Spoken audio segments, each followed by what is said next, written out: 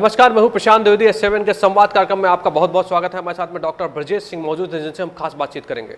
Sir, बहुत बहुत स्वागत है आपका हमारे खास कार्यक्रम संवाद में।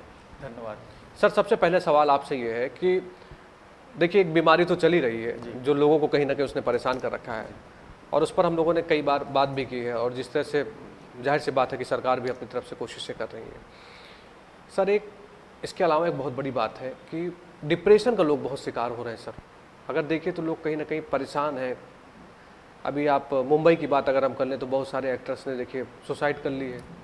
कैसे देखते हैं आप, एक वरिष्ठ चिकित्सक के तौर पे आपके पास बहुत सारे ऐसे लोग आते होंगे, कैसे देखते हैं सर इस बीमारी को आप? इस सुसाइड जो है, आदमी जब हर जगह से निराश हो जाता है जी, सुसाइड तभी करता है। डिप्रेशन आजकल की जो वर्तमान जीवन शैली हो गई है, खासकर डिजिटलाइजेशन बहुत हो गया। लोग एक दूसरे से मिलते नहीं हैं, एक दूसरे से अपना दुख नहीं शेयर करते जी, एक दूसरे से अपनी बातें नहीं करते हैं, अपनी दुनिया में मस्त रहते हैं। तो कभी उनके ऊपर कष्ट आता है, जब कोई आपदा आती है या कोई जीवन में कोई संघर्ष करने में कोई तनाव आता है तो टूट जाते हैं लोग। जी। दूसरी बात यह है कि वर्तमान में जो परिस्थितियां हुई हैं, जब से ये महामारी आई है, सभी को पता है कि महामारी से शुरू में कम लोग की डेथ हुई थी, लेकिन बहुत सारे लोग भूख की कमी से मर गए, पैसे की कमी से लोगों का रोजगार छूट गया। सरकार इस समय काम कर रही है किसी तरह उसको पटरी पे ले आए। तो इन सब परिस्थितियों के बीतने से धीरे धीरे, और दूसरा इसका डर बहुत था, बीमारी आजकल चली हुई है इसका भी बहुत डर था। तो इन सबको लेके आदमी तनाव में चला जाता है, और तनाव में क्या होता है कि आदमी की सोच पे कंट्रोल नहीं रहता है। आदमी को सारी अच्छी बातें भी खराब लगेंगी। तो उसकी जैसे मानसिक बीमारी होती है और एक होती है पैथोलॉजिकल बीमारी जी। तो मानसिक बीमारी में क्या होता है कि शंकाएं बहुत होती हैं। जैसे कई बार होता है कहीं पे रस्सी पड़ी हुई है और हम आपको समझा देंगे कि ये रस्सी नहीं है, आपको लगेगा सांप है। हम समझा देंगे आपको कि ये सांप नहीं है, रस्सी है, आप मान जाएंगे। तो मानसिक बीमारी की पहली स्टेज ये होती है डिल्यूजन, इल्यूजन जिसे कहते हैं। जैसे जादूगर दिखाते हैं। अच्छा। आप जादू देखने जाइए, वहाँ पे दिखाया कि लड़की का गला काट दिया उन्होंने। उसके बाद जब आपने देखा, लौट के आए अंदर, तो भाई नकली था, ये तो मतलब जादू कुछ ना कुछ किया होगा। पहला स्टेज होता है जी, इल्यूजन। अच्छा। तो ये इल्यूजन होता है। उसके बाद मानसिक बीमारी में सेकंड स्टेज आता है डिल्यूजन। तो डिल्यूजन क्या होता है, जैसे रस्सी कहीं पड़ी हुई है और आप कह रहे हैं सांप है, हमने बहुत समझाया लेकिन तब भी आप नहीं मानेंगे कि ये आप, हम समझाएंगे लेकिन आप नहीं मानेंगे और कहेंगे ये सांप ही है। और थर्ड स्टेज में न रस्सी है न सांप है, फिर भी आदमी को लगता है ये सांप है। तो इस तरह की मानसिक बीमारियों में कई बार कुछ होता नहीं है, लेकिन सोच बदल जाती है। उसी सोच ग्रस्त होके आदमी कई बार अकेलापन उसे रहता है, तो उसके दिमाग में आ गया कि सब बेकार है, उसको समझाने वाला कोई नहीं है, सब बेकार है। इसी में लेके कई बार तनावग्रस्त होकर उसे लगता है सब बेकार है, यहाँ रहने की कोई ज़रूरत नहीं है, तो अपने जीवन का वो अंत कर लेता है। जी। इससे बचने के लिए सबसे जरूरी चीज़ है कि आदमी को सोच को बदलना चाहिए। बिल्कुल। क्योंकि दवाएं तो हैं, दवाएं आती हैं, डिप्रेशन की इलाज चलता है। ऐसे आपने बॉलीवुड में बहुत सुना कि ट्रीटमेंट चला, वो तो सब अच्छी चीज़ें हैं। ट्रीटमेंट से आदमी को नॉर्मल ला देता है, लेकिन नॉर्मल के बाहर आदमी कैसे रहेगा? वो तो अपनी सोच से ही रहेगा। बिल्कुल ठीक बात। अपनी सोच ना हो तो जो उसके यार दोस्त हैं, मित्र हैं, वो उसकी सोच को बदलने का प्रयास करें और हमेशा पॉजिटिव लेंगे। मैं तो समझाता हूँ अपने मरीजों को जो डिप्रेशन में रहते हैं कि देखो आज रात है, अभी रात होगी तो कल सुबह होगी कि नहीं? बिल्कुल बिल्कुल बिल्कुल।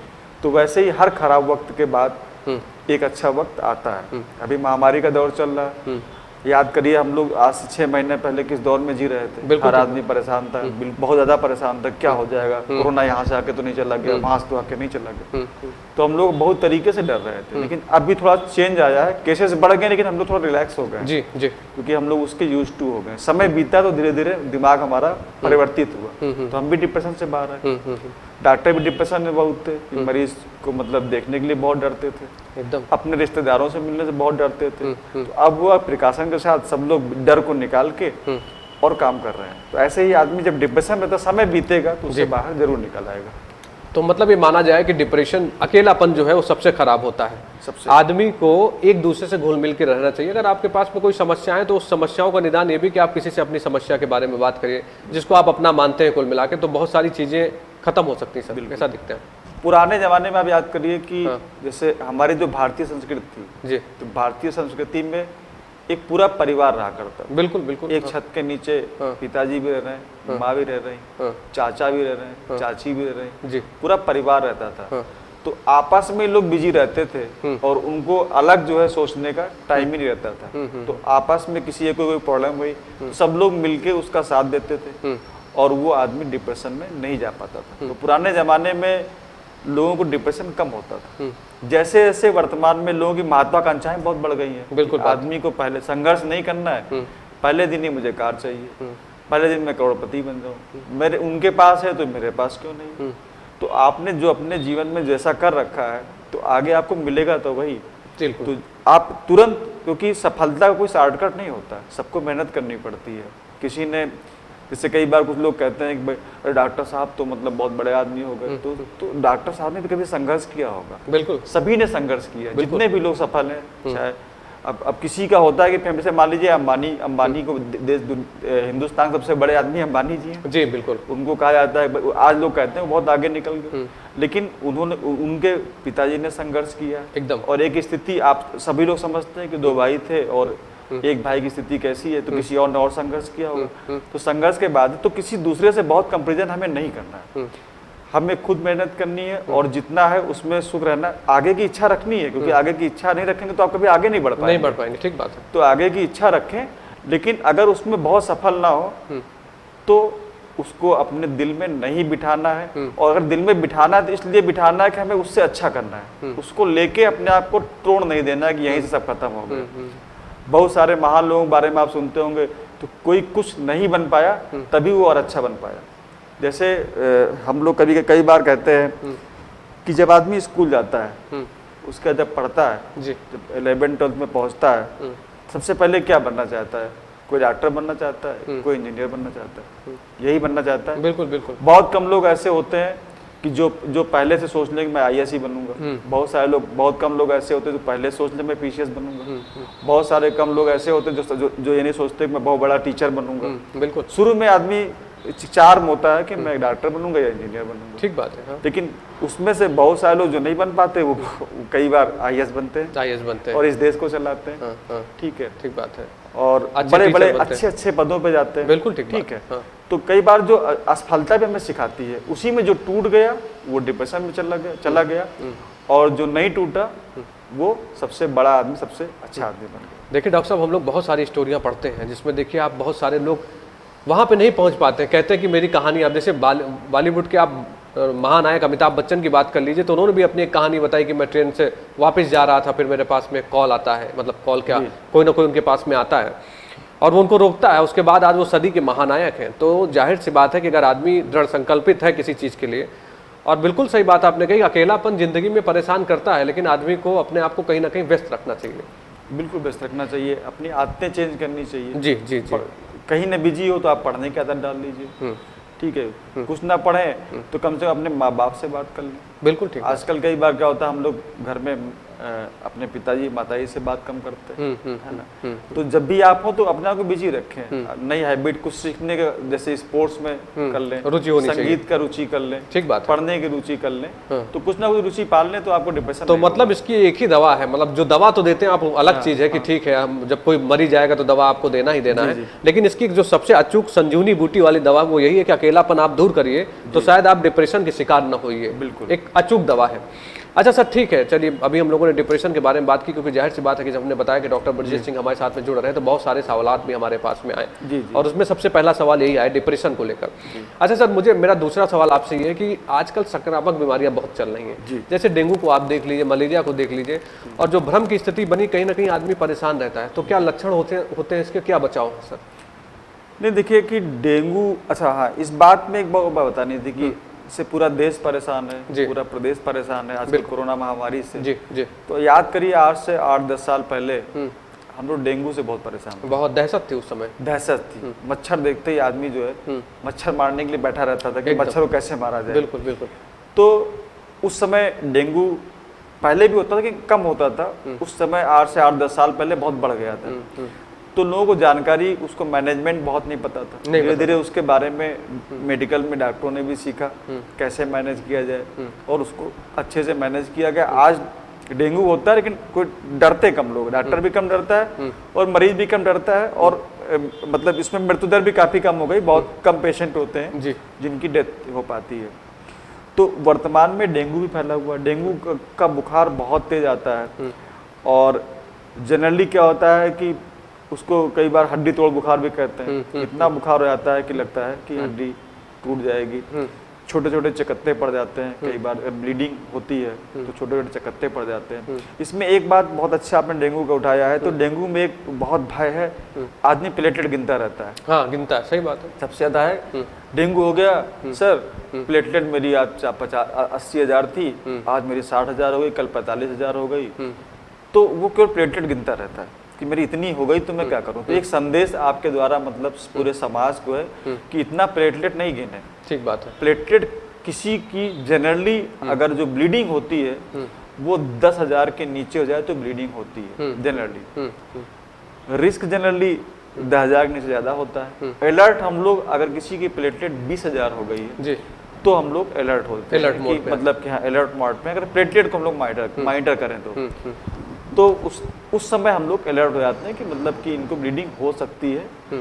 तब उस समय आपको चिंता करने की जरूरत है। उसके ऊपर कितनी भी तो आप मत गिनिए कि 1 लाख है, 1,10,000 था, आज 1 लाख बचा, तो मतलब उसका बहुत भय हो जाता है। और इससे भी आदमी कई बार बहुत डिप्रेशन, मतलब बहुत टेंशन में, घर वाले टेंशन में, माता ही टेंशन है, पिता ही टेंशन में, डेंगू में। तो प्लेटलेट ना गिने, ठीक है। अगर डेंगू बुखार होता है, पॉजिटिव आता है, तो उसमें जनरली फ्लूइड की कमी होती है, अंदर अंदर फ्लूइड लॉस होता रहता है, हमें दिखता नहीं। सबसे बड़ी प्रॉब्लम उसमें फ्लूइड लॉस की है। अच्छा। प्लेटलेट तो मतलब ब्लीडिंग कभी कभी होती है, जो अधिकतर डेथ होती है, अधिकतर लोगों को कॉम्प्लिकेशन होता है। कभी आप देखते होंगे कि मार्केट गया हुआ था आदमी को, बुखार आया और चक्कर खा के गिर गया या घर में ही बेहोश हो गया, उसको हाइपोटेंशन हो जाता है। अच्छा। उसका बीपी डाउन हो जाता है, क्योंकि जो इंटरस्टिशियल फ्लूइड लॉस होता है जो हमें दिखता ही नहीं है, ना डॉक्टर को दिखेगा ना पेशेंट को दिखेगा, तो वो अंदर फ्लूइड लॉस होता है, उसकी वजह से उसका बीपी कम हो जाता है कई बार। तो हमें अपने जो है अपने फ्लूइड को मेंटेन रखना है। इसीलिए कई बार बहुत कहा जाता है कि एनर्जाल पाउडर बहुत सारा पीजिए, जूस पीजिए, लिक्विड खूब लीजिए, तो आपका बॉडी का फ्लूइड बैलेंस मेंटेन रहेगा। तो डेंगू नुकसान पहुंचाता जाता उसमें कि अंदर अंदर जो लीकेज होता है, प्लाज्मा लीकेज कहते हैं। अच्छा, प्लाज्मा लीकेज होता है अंदर अंदर, तो उसको हम लोग मेंटेन रखें तो हम लोग डेंगू से मतलब जल्दी रिकवरी हो जाए, कम कॉम्प्लिकेशन होगा। दूसरा ये है कि इस साल देख रहे होंगे कि कोरोना ने एक अच्छा मतलब कोरोना की वजह से हम लोग थोड़ा सा ये हो गया कि हम लोग को डेंगू केसेस मिलते हैं लेकिन कम मिलते हैं, कम मिल रहे हैं। क्यों मिलने से थोड़ा सरकार की भी तारीफ होनी चाहिए। जैसे अपने उत्तर प्रदेश सरकार ने जब अभी लॉकडाउन चल रहा था, सैटरडे संडे का लॉकडाउन था, फिर संडे का हुआ, तो वो वीकली एरिया को सैनिटाइज करते थे। पहले था कि डेंगू निकलेगा तो डेंगू हुआ तो उस एरिया को सैनिटाइज कर दिया। आजकल तो जनरली कोशिश कर रहे हैं, कम शहरों में तो लगभग काफी एरिया को सैनिटाइज करते हैं। तो उससे क्या होगा कि मच्छर जो है कम, मच्छरों की संख्या भी कम हुई, मच्छर भी कम हुए और लोग भी जो है जनरली घर से कम निकले, तो मच्छरों ने कम काटा और कोरोना के चक्कर में डेंगू भी कम हुआ है। जी जी जी जी। दूसरा रही मलेरिया की। मलेरिया बुखार का भी टाइम ही है, लेकिन जब मच्छर ही कम होंगे तो मलेरिया भी कम होगा। मलेरिया में बुखार बहुत तेज आता है। तो मलेरिया में 2-3 तरह के मलेरिया होते हैं। कुछ एक वाइवेक्स मलेरिया होता है, एक फैल्सिपेरम मलेरिया, जो इंडिया में कॉमन है। कॉमन तो 2 ही है जनरली इंडिया में, होते 3-4 तरह के मलेरिया। पहला आपने बताया वाइवेक्स मलेरिया। अच्छा, वाइवेक्स। और दूसरा होता है फैल्सिपेरम मलेरिया होता है। अच्छा। तो वाइवेक्स मलेरिया थोड़ा कम खतरनाक होता है, अगर उसको शुरुआती स्टेज में हम लोग जान लें तो टैबलेट से भी ट्रीटमेंट हो जाता है। लेकिन कभी कभी आजकल वाइवेक्स मलेरिया भी सीवियर हो जाता है, मतलब खतरनाक हो जाता है अगर टाइमली हम लोग नहीं ट्रीटमेंट करते। अच्छा। तो जो फैल्सिपेरम मलेरिया एक होता है जो सबसे खतरनाक होता है। फैल्सिपेरम मलेरिया में आदमी के सारे अंग फेल हो सकते हैं, ओह। आदमी कोमा में जा सकता है। इससे दिमागी बुखार ऐसा होता है वैसा भी हो जाता है कि आदमी कोमा में चला गया, लीवर फेल हो गया, किडनी फेल हो गया और आदमी कोमा में चला। फैल्सिपेरम मलेरिया होता है, वाइवेक्स से ज़्यादा खतरनाक एक फैल्सिपेरम होता है। उसका ट्रीटमेंट बिना एडमिशन के नहीं हो पाता। अच्छा। तो इसलिए मलेरिया बहुत खतरनाक है। तो मलेरिया का ट्रीटमेंट अगर समय से हो तो जनरली हम लोग सभी को ठीक हर पेशेंट ठीक हो सकता है। लेकिन अगर एक बार किसी का लीवर डैमेज हो गया, किसी का किडनी डैमेज हो गया तो समस्या होती है। आम लोगों के लिए है कि मलेरिया का बुखार कई बार एक दिन छोड़कर आता है। जैसे अच्छा, आज आया गैपिंग में है। हाँ, तो 24 घंटे बाद आएगा। अच्छा, ठीक है। जाड़ा लगकर आता है, ठंडक बहुत लगती है, रजाई ओढ़ने का मन कर जाएगा। कभी कभी होता है कुछ मलेरिया ऐसे भी होते हैं जिसमें 2 दिन छोड़ के आता है। तो मलेरिया का बुखार बहुत तेज जाड़ा लगकर आएगा और कई बार एक दिन छोड़ के आता है। तो मलेरिया का लक्षण इस तरह से होता है। तो मेन इस समय मतलब डेंगू, मलेरिया, वायरल बुखार बहुत सारे फैले हुए हैं। यही टाइम में आप याद करिए स्वाइन फ्लू का हुआ करता है। हाँ, बिल्कुल बिल्कुल। स्वाइन फ्लू, उसकी भी एक बहुत दहशत थी, बहुत दहशत थी। हाँ। तो स्वाइन फ्लू से हम लोग लड़ लिए। हाँ। उम्मीद है कि हम लोग कोरोना से भी लड़ लेंगे। पहले कहते थे लोग कोई इलाज नहीं है, कैसे होगा, क्या होगा, बहुत एक भ्रम की स्थिति बहुत ज़्यादा। नहीं, तो इसमें मैं एक दो चीज़ें और बताइए कि इसमें जैसे स्वाइन फ्लू और कोरोना, स्वाइन फ्लू का आउटब्रेक आता है। जैसे कभी आप देखिए कि पहले 3 साल या 5 साल पे स्वाइन फ्लू का अटैक पड़ता था। ठीक है, एपिडेमिक कहते थे हम लोग। जैसे एक तो होता पैंडेमिक हो गया, पूरे वर्ल्ड में हो रहा। एक एपिडेमिक होता था कुछ कंट्रीज में हो रहा। अच्छा। तो जो इसका वायरस होता है वो अपना उसमें म्यूटेशन होता है। अच्छा। म्यूटेशन होता है कि अपनी जीन में वो चेंज करता है, तो उसकी वजह से वो वायरस बदल जाता है 4-5 सालों में। अच्छा। क्या जो हमारा स्वाइन फ्लू का वायरस होता है, कभी H1N1 इस समय बहुत चल रहा था। पहले कभी H3N3, मतलब कई सारे होते थे।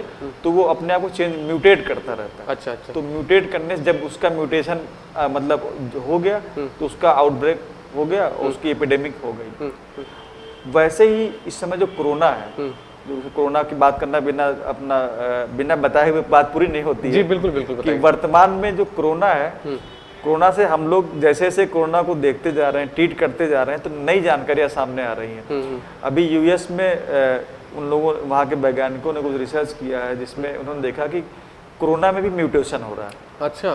तो अगर वो म्यूटेट होके अपने रूप को बदलता रहेगा तो उस पर कंट्रोल करना थोड़ा सा कठिन हो जाता है।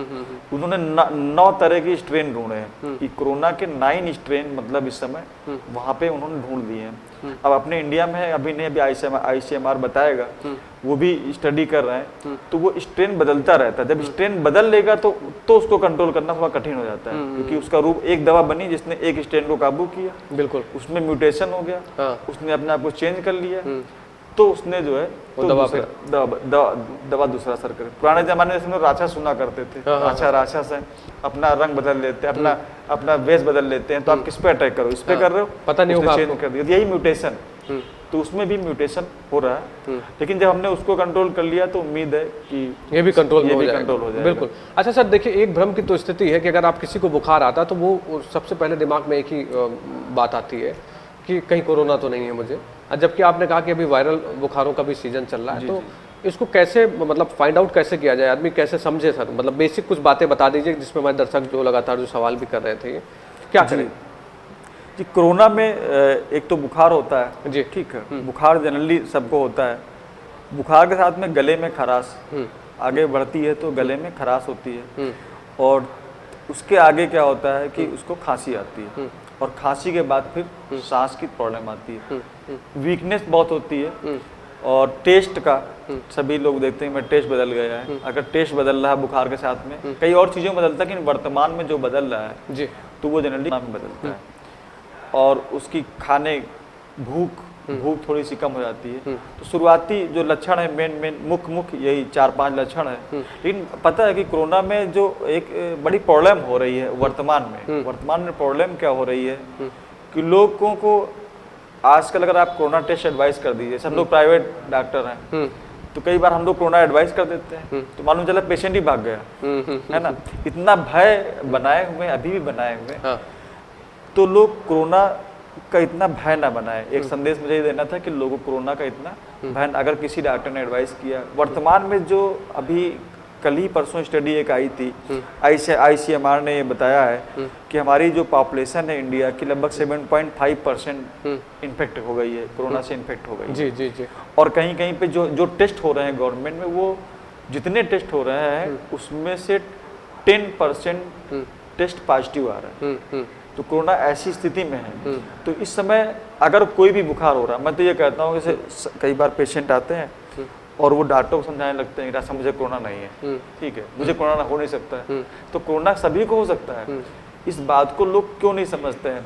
क्योंकि अगर डॉक्टर एडवाइस कर रहा है कि आप कोरोना चेकअप करा लीजिए, गवर्नमेंट इतनी फैसिलिटी खोल रखी है, हर जगह सेंटर खुले हैं कोरोना चेकिंग के। हाँ, अब तो समस्या नहीं, उस तरह समस्या नहीं है। चेक कराने में बुराई क्या है? जो बड़े हॉस्पिटल हैं जैसे PGI हो गया, KGMC हो गया, या आजकल जिला अस्पताल में भी अपने हैं, हाँ। हर मरीज का कोरोना चेक हो रहा है। PGI में अटेंडेंट का भी कोरोना चेक हो रहा है। तो उसमें बहुत सारे केस निकलते रहते हैं। तो यहाँ भी अगर किसी को वर्तमान में ये माना जा रहा है कि अगर हमारे 10% टेस्ट पॉजिटिव आ रहे हैं, तो अगर किसी को बुखार है तो हमें कोरोना जरूर चेक कराना चाहिए। भले उसको खांसी नहीं है, क्या पता आज खांसी नहीं कल हो जाए, भले उसको सांस नहीं है आज नहीं है कल हो जाए। तो उन लोगों को अपना, अगर बुखार आ रहा है तो हमें एक बार कोरोना कराने में कोई नुकसान नहीं है। मेरे ख्याल से बिल्कुल ठीक बात आपने, बिल्कुल। हाँ, बताइए। दूसरी एक चीज़ और संदेश देना चाह रहे थे कि कोरोना में जो डेथ हो रही है ना, जिन लोगों को कोमार्बिडिटी है, कोमार्बिडिटी मतलब होता है कि जो साथ में बीमारियां हैं, डायबिटीज है, हाइपरटेंशन है, हार्ट अटैक पहले से है, तो उन लोगों में डेथ हो रही है। लेकिन कई बार आप देखते हैं कि यंग आदमी की डेथ हो गई, या कई बार कुछ और भी लोगों की डेथ हो गई, तो उनमें कोई कोमार्बिडिटी नहीं थी। पता है क्या हो रहा है? गड़बड़ क्या हो रहा है कि हम लोग लेट करते हैं, है ना। हमारे यहाँ जो पेशेंट कई बार एक हफ्ते तो वो गांव में इलाज कराएगा, ठीक है, अब उसकी सांस फूलने लगी तो 8वें 9वें दिन फिर वो डिस्ट्रिक्ट हॉस्पिटल जाएगा या कहीं प्राइवेट जाएगा। तो जब डॉक्टर देखेगा तो 8-9, जब आपका चेस्ट इन्वॉल्व हो गया, अगर आपके फेफड़े इन्वॉल्व हो गए तो आप रिस्क में ज्यादा हो गए, आपको ऑक्सीजन जरूरत हो गई तो आप रिस्क में ज्यादा हो गए। तो कोरोना माइल्ड देखे घर पे लोग, तो लोग कई बार ये भी कहते हैं डॉक्टर साहब कोरोना से कुछ होता तो है नहीं, हम तो ऐसे सही हो गए, हमारे वो परिचित थे वैसे ही सही हो गए। तो उन लोगों के लिए एक संदेश था, कोरोना से आप तो सही हो गए, लेकिन जनरली कोरोना क्या होता है, एक आदमी को कोरोना हुआ तो कम से कम 10 लोगों को फैला सकता है। तो अगर आप स्प्रेड कर रहे हैं, अगर आपको नहीं पता है मुझे कोरोना है, तो आप जाने अनजाने दूसरों को स्प्रेड कर रहे हैं। आपके घर में अगर आपके फादर हैं, आपकी मदर हैं, जिनकी एज ज़्यादा है, तो आपकी एज कम है, आप तो बच गए, आपने सोचा मुझे कोरोना है लेकिन मैं ठीक हो जाऊंगा, लेकिन आपने अपने फैमिली में फैला दिया। आपके फादर को हो गया, अगर 70 साल की उम्र में आपके फादर को हो गया, तो आसान नहीं है कि वो, मतलब बहुत लड़ना कठिन है, उनके लिए कठिन है। ठीक हो रहे हैं, वैसे भी लोग ठीक हो रहे हैं, लेकिन उनके लिए कठिन है। इसलिए चेक इसलिए कराना कि हम फैलाएं ना, क्योंकि जितना हम लोग फैलाएंगे उतना ज़्यादा कंट्रोल करना मुश्किल होगा। देखिए सर, भारत सरकार ने अपनी गाइडलाइन में कहा था कि 60 साल के जो ऊपर के लोग हैं वो बाज़ारों में कम निकलें, बच्चे कम बाज़ारों में निकलें। तो मुझे बात यही नहीं समझ में आती कि अरे आदमी अपनी जिम्मेदारी को समझे, तो कि अब वो अपने बारे में सोचता रहे, आप सुरक्षित रहोगे, समाज सुरक्षित रहेगा, आपका परिवार सुरक्षित रहेगा। ये एक ऐसी बीमारी जिसमें आप लोग, मैंने देखा सुबह से लेकर शाम तक लगे हुए, डटे हुए हैं। अपने बारे में मुझे बताइए कि किस तरह से इस समय की आपकी दिनचर्या है, क्या क्या करते हैं? जी नहीं, हम लोग की दिनचर्या तो काफ़ी कठिन है जी। शुरू में तो बहुत ज़्यादा डर था, धीरे धीरे कि PPE किट पहनना है आपको, OPD की अलग PPE किट होती है, अगर आप कोरोना पेशेंट देख रहे हैं तो अलग PPE किट होती है। जी जी जी। तो जनरली कैटेगराइज करिए सर, कैसे क्या? हाँ, होता क्या है कि एक तो हम लोगों ने अपनी टाइमिंग पे बहुत काम किया। अच्छा। कि पहले क्या होता था कि हम लोग थोड़ा सा पेशेंट एडमिटेड हैं, उनको देखने में लेट हो गए, तो क्लिनिक थोड़ा लेट से कई बार जाना होता था।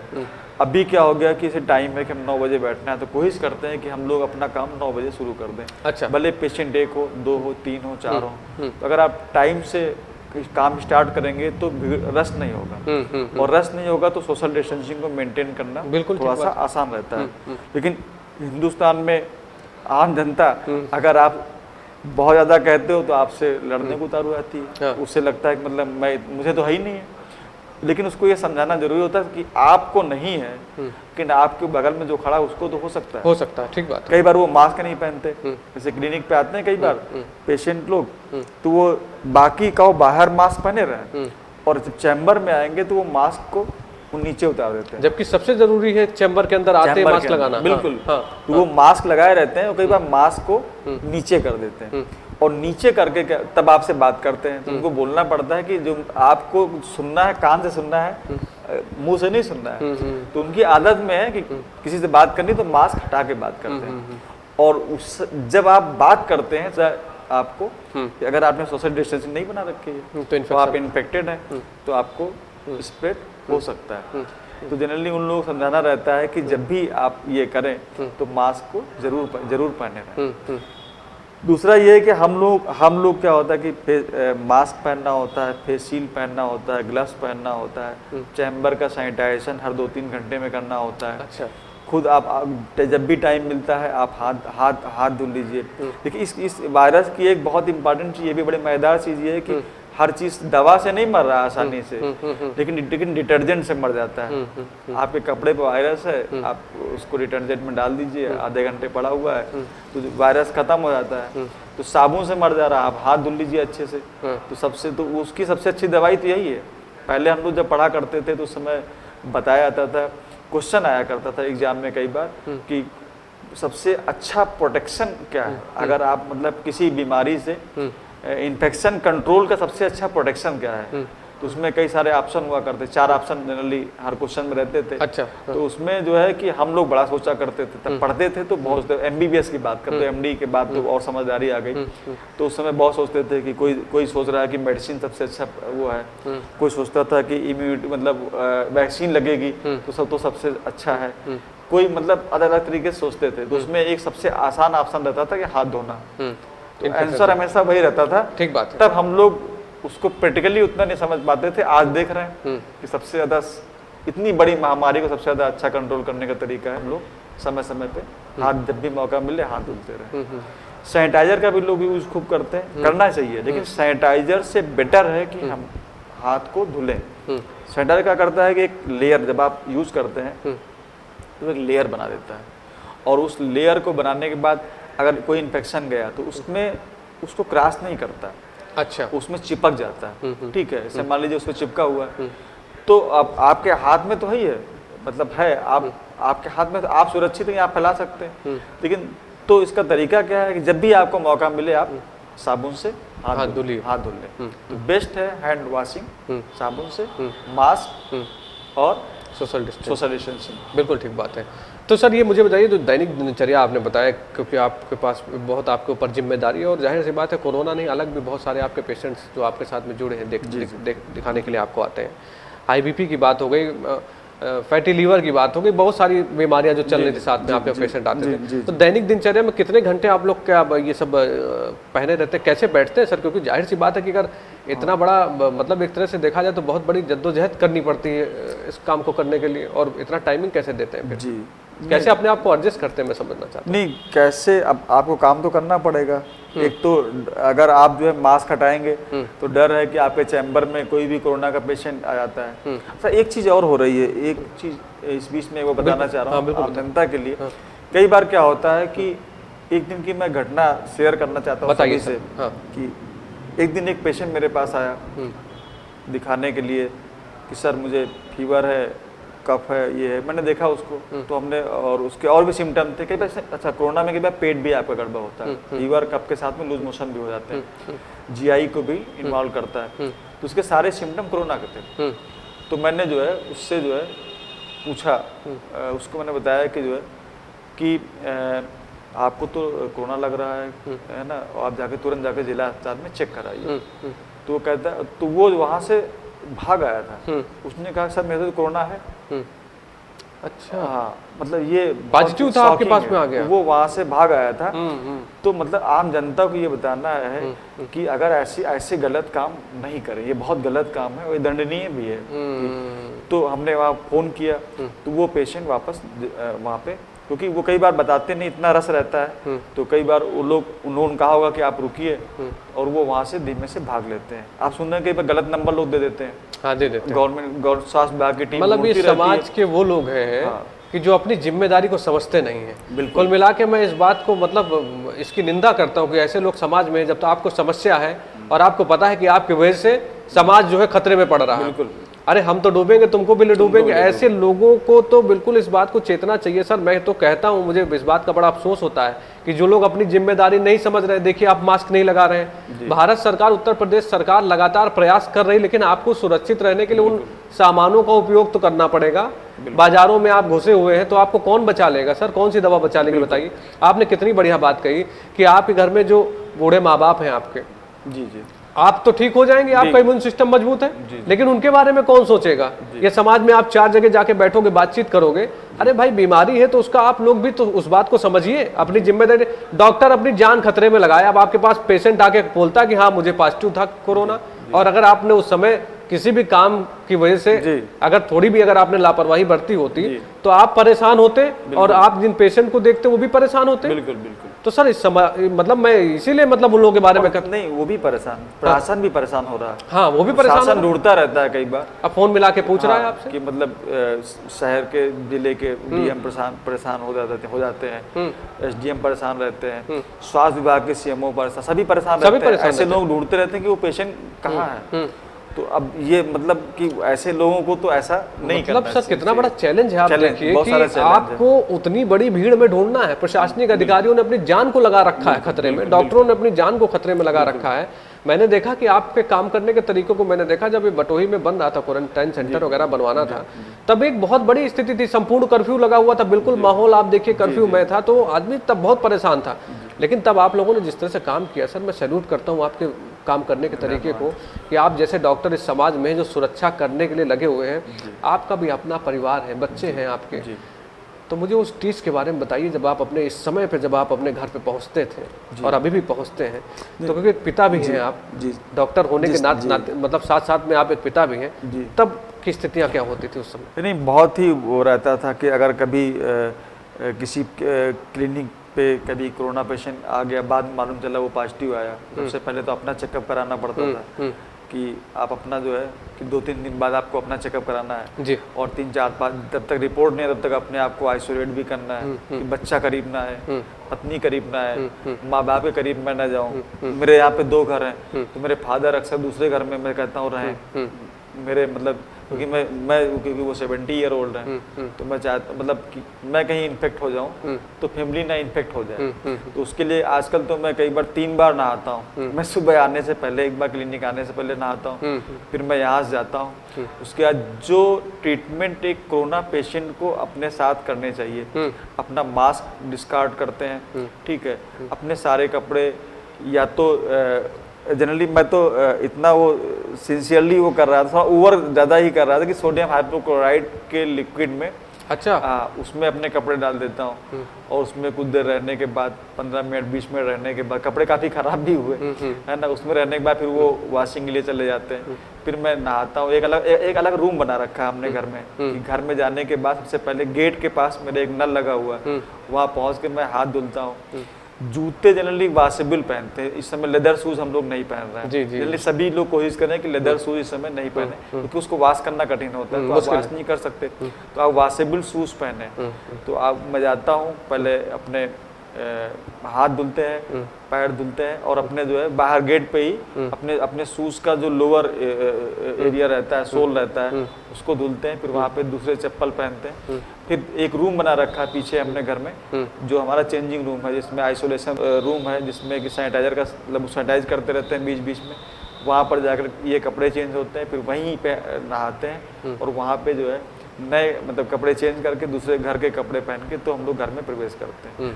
ये डर रहता है कि मतलब जैसे पहले होता था कि अब जब आप घर पहुंचिए, गेट पे पहुंचिए, तो बच्चे आके एकदम पापा आ गए, पापा आ गए। तब ये होता है पापा बेटा दूर रहो अभी।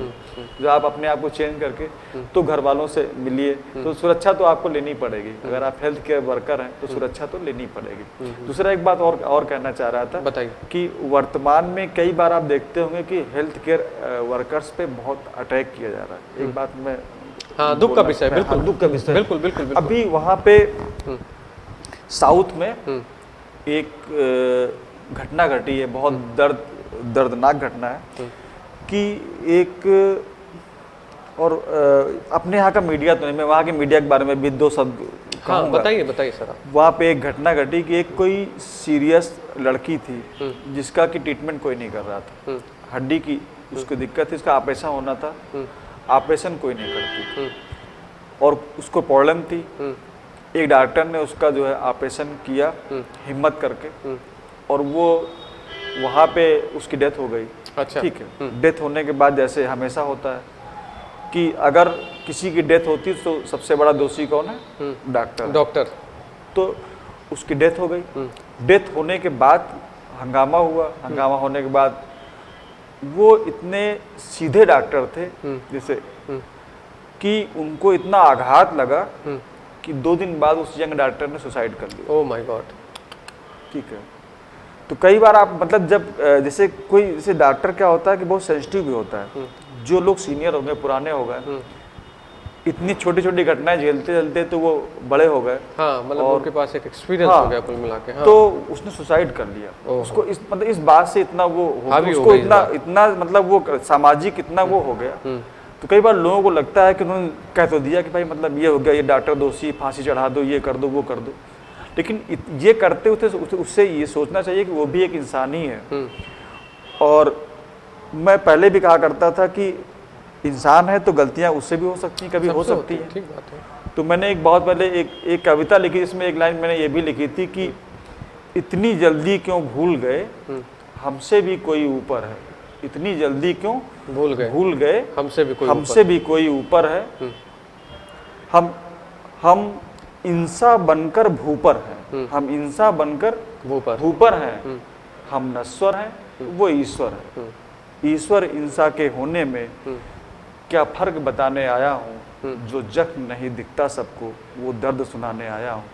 तो कई बार जब समाज ऐसी चीजें कर देता है तो डॉक्टर डर जाते हैं। आप अटैक किसी का तो भले दोषी रहा हो, लेकिन आप उसको आप नहीं दंड दे सकते। अगर उसने गलती करी है तो उस मेडिकल काउंसिल ऑफ इंडिया दंड देगी उसे।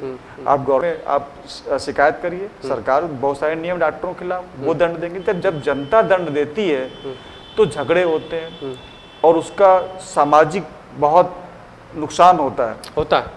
तो ऐसे करते करते आम जनता से मैं यही कहना चाहूँगा, अगर आप ऐसा करके बहादुरी का एहसास ना करें, उससे जब डॉक्टरों में डर का माहौल बन जाएगा तो एक दिन ऐसा भी आएगा कि कोई भी सीरियस मरीज आएगा, वो क्या करेगा? डॉक्टर डरेगा।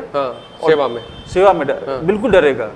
वो क्या करेगा? वो चाहेगा आपको रेफर कर देगा, आप यहाँ से जलाता चले जाइए, आप यहाँ से पीजीआई चले जाइए, आप यहाँ से केजीएमसी चले। उस समय आपका टाइम का नुकसान होगा जिस समय वो ट्रीटमेंट कर सकता है। क्योंकि एक डरा हुआ डॉक्टर, अगर एक डॉक्टर डर गया तो डरा हुआ डॉक्टर क्या करेगा?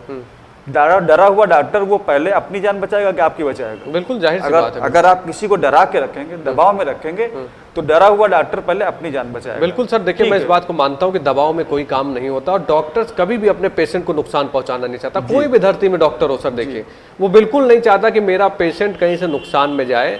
जाहिर सी बात है कि देखिए वो एक जिम्मेदारी के तहत आप लोग काम करते हैं और एक प्रोफेशनल चीज़ अलग होती है, लेकिन हर चीज़ पैसे के लिए नहीं होती। लेकिन कोई डॉक्टर अपने मरीज को नुकसान नहीं पहुंचाना चाहता। और मैं कड़े शब्दों में निंदा करता हूं अपने चैनल के माध्यम से। मैंने पहले भी कहा कि डॉक्टर्स की तुलना एक भगवान के तौर पे हम लोग करते हैं और मैं सैल्यूट भी करता हूं ऐसे डॉक्टर्स को। समाज में देखिए, लास्ट में एक चीज़ और बोल दूं, डिस्टर्ब कर रहा हूं। जी बताइए आप। एक अभी और हुआ था, जैसे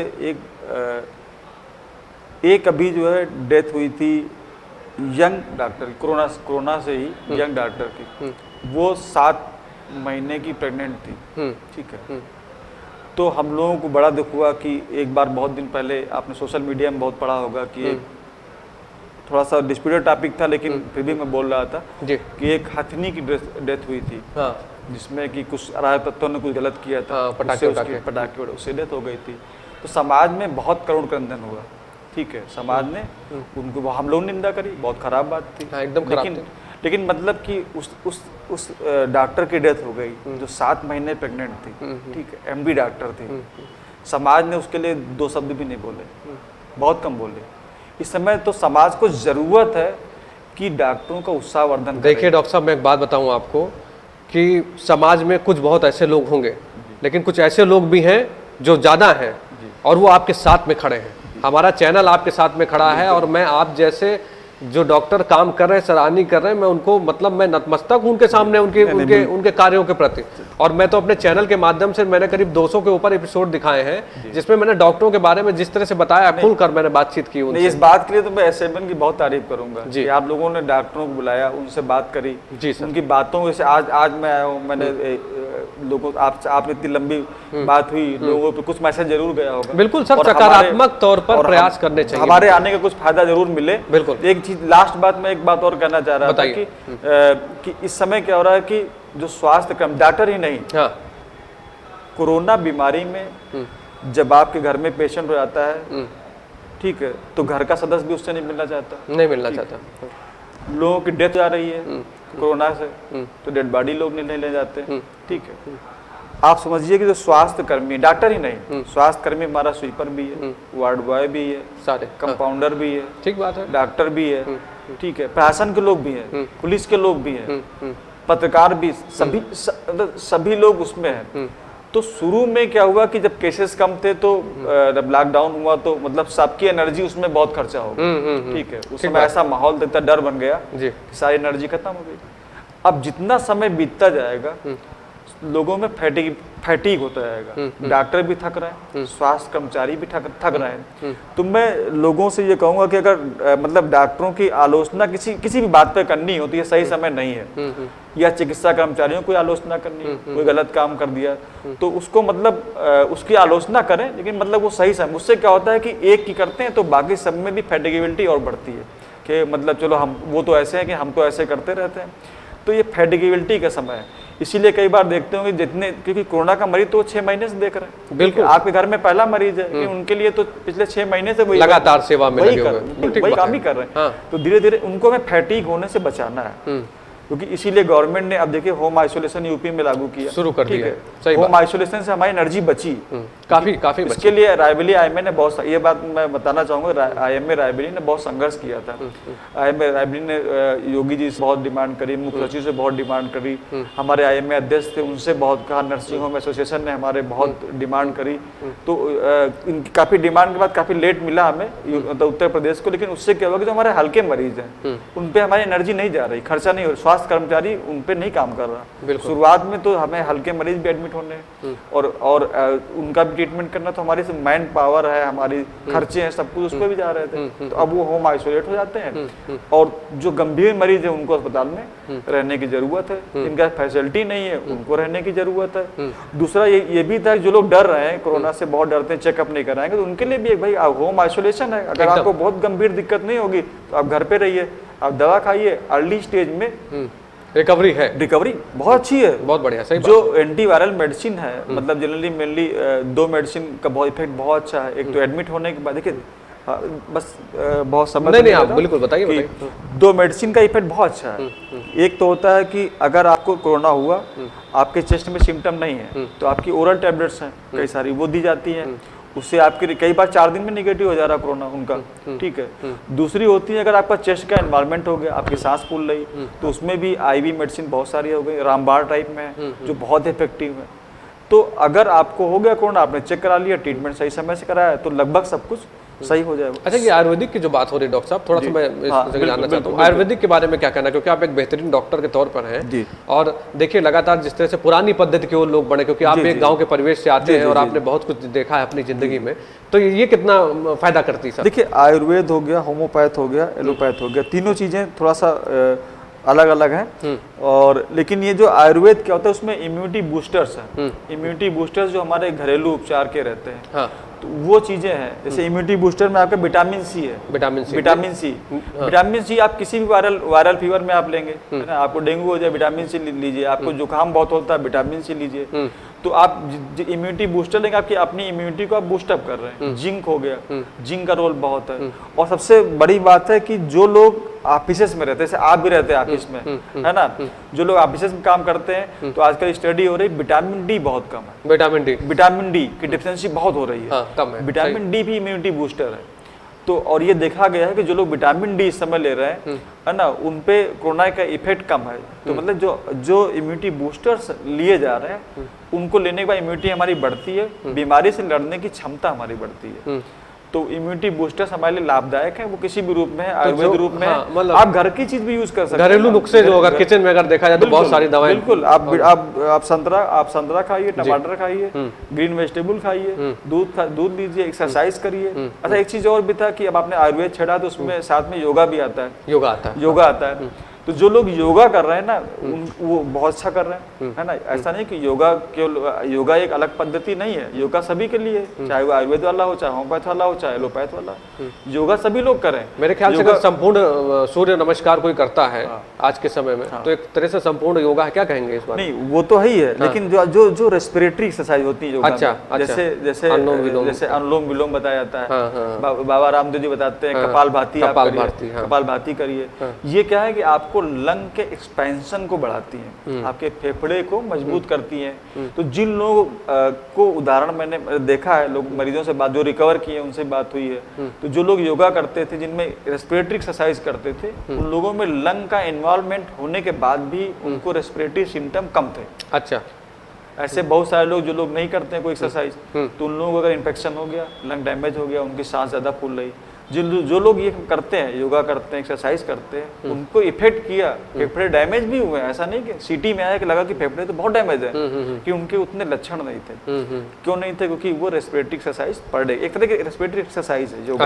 अच्छा। तो रेस्पिरेटरी एक्सरसाइज लोग करते हैं। इम्यूनिटी बूस्टर में आप घरेलू के हेल्दी पदार्थ लें, ओवर न लें। कई बार हमने कई सारे पेशेंट आते हैं, एसिडिटी के पेशेंट आते हैं, काढ़ा इतना पी लिया कि मतलब उनको गैस्ट्राइटिस हो गई। तो काढ़ा तो आप लिमिट में पिए, दवा की तरह पिए। हर चीज़ की सर इंतहा जो कहीं ना कहीं परेशान करती है। और मतलब आपने खुलकर हमसे बातचीत की और बहुत अच्छा लगा आपसे बातचीत करके। जैसा मैं आपके बारे में जानता हूँ कि आपने इस कोरोना काल में फ़ोन पर दवाएं लोगों को सजेस्ट किया, आप मतलब एक तरह से योद्धा के तौर पे लगे थे। इसके लिए आपको बहुत बहुत शुभकामनाएं, बहुत बहुत बधाई। और आपने इतनी खुल के बातचीत हमसे की और आपने इतना समय दिया। जाते जाते एक बात और बोले यार। बोल दीजिए सर, बोल दीजिए। बिल्कुल बिल्कुल। जनरली हमने अपने मरीजों से भी कह रखा था। हाँ। और क्लिनिक का नंबर मेरे काफ़ी वायरल है, मेरा नंबर भी काफ़ी वायरल था। हाँ। तो काफ़ी लोगों को हमने ये कहा था कि कई बार पेशेंट रिपोर्ट दिखाने भी आ जाते हैं। आपको चैनल से बताना चाह रहा हूँ। बिल्कुल बताइए। अगर जिन डॉक्टर से मेरे पेशेंट है, किसी के पेशेंट है, अगर रिपोर्ट दिखाने के लिए बार बार पेशेंट के पास ना जाए और जाए तो एक ही आदमी जाए। कई बार क्या होता है, वो आज इन्होंने पेशेंट दिखाया, कल भी पेशेंट भी ले आए और रिपोर्ट भी केवल रिपोर्ट दिखानी थी, काम कोई नहीं था। तो उससे क्या हो रहा है कि आप एक्सपोज्ड हो रहे हैं जी। आप अगर कोई कोरोना का पेशेंट वहां पर है तो आपको हो सकता है, आपके पेशेंट को हो सकता है, और जो पेशेंट पहले से है उसको कोरोना हो गया। तो एक बीमारी तो पहले से थी, एक और घर ले आया। तो जब तक जरूरत ना हो तब तक वास्तव में मतलब डॉक्टर के पास ना जाए। अगर उसका व्हाट्सएप नंबर है तो उस पर रिपोर्ट के लिए कम से कम रिपोर्ट व्हाट्सएप से लोगों को दिखा दिया करें। इलेक्ट्रॉनिक्स से हमें ये फायदा मिला है। बिल्कुल, कि आजकल जो बिल्कुल देखिए डिजिटल भारत के तहत भारत के प्रधानमंत्री ने जिस तरह से कहा 15 अगस्त के दिन आपने देखिए उन्होंने कहा कि इस कोरोना काल में डिजिटल भारत अभियान का जो एक काम करने का तरीका था, उसने एक तरह से संजीवनी बूटी का काम किया। और पूरे देश में क्या पूरे मतलब विश्व में इस समय जिस तरह से डिजिटल का एक पूरा आप देखिए एक पूरा समर तैयार हो गया, वो अपने आप में बहुत कुछ कहता है सर। और आपने इतनी जानकारियां दी हमारे व्यूवर्स को, आप हमारे साथ में स्टूडियो में लाइव जुड़े, इसके लिए आपका बहुत बहुत धन्यवाद। और वाकई में आपसे बात करने के लिए समय कम है, आगे फिर आपसे अगले हफ्ते या किसी जब भी आप समय देंगे आपसे बातचीत करेंगे। बहुत बहुत धन्यवाद सर, और मेरी बहुत बहुत शुभकामनाएं आपको कि आप इसी तरह से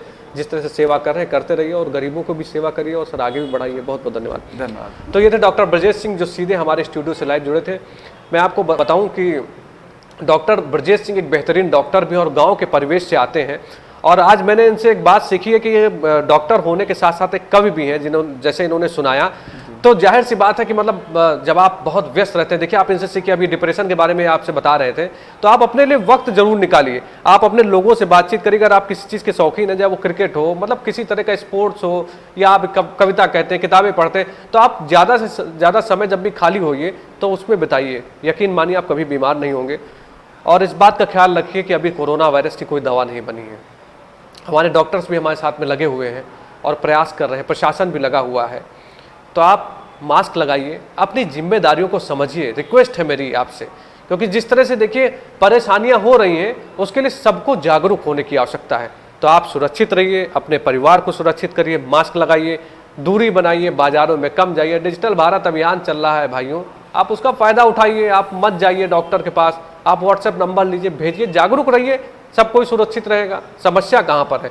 तो S7 आपसे अपील करता है कि आप मास्क लगाइए, बाजारों में कम जाइए, और S7 पेज के सभी डिजिटल प्लेटफॉर्म को लाइक करिए, आप हमारे फेसबुक पेज को लाइक करिए, आप हमारे यूट्यूब को सब्सक्राइब करिए, हमारे साथ में जुड़े रहिए, क्योंकि हर खबर से हम आपको रूबरू कराएंगे। नमस्कार।